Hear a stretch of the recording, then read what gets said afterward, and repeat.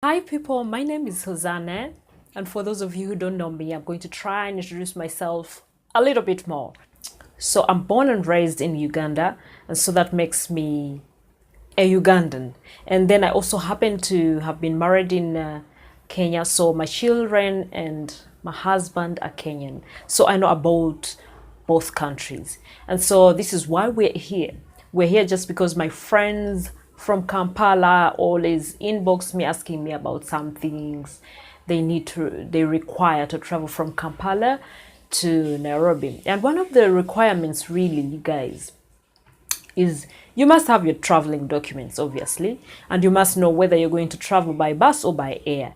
And you need to know about the fare. The fare, which is by bus, it's always around 80 to 100 Ugandan shillings. By air, it's always around 24,000 Kenyan shillings and above. You have to inquire really and find much about that.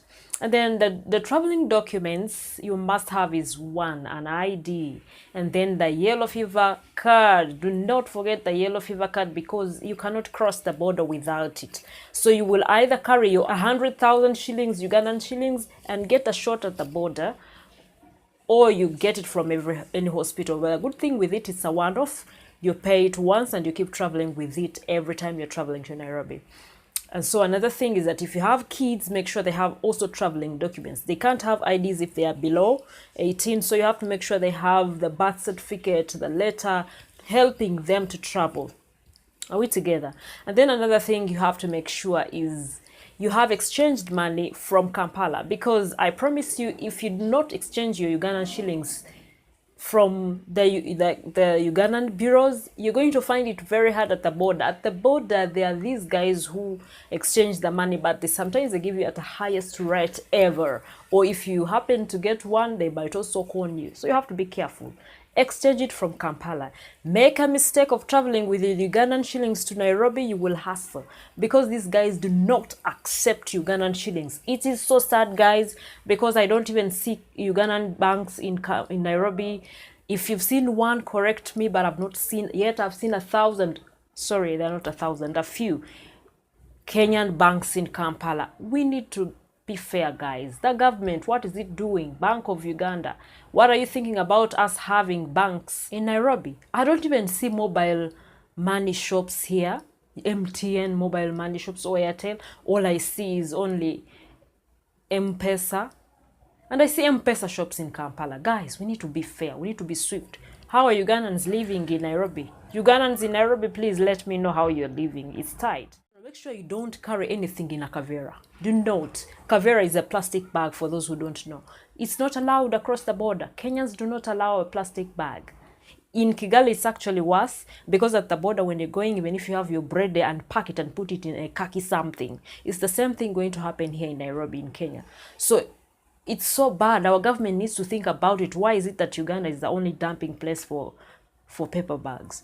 And it's good that there is a campaign running called Tuveko Kavera. It needs to intensify it so that we don't have Kavera anyway. It's killing our soils, it's clogging our trenches. It's all a mess. We need to do without it.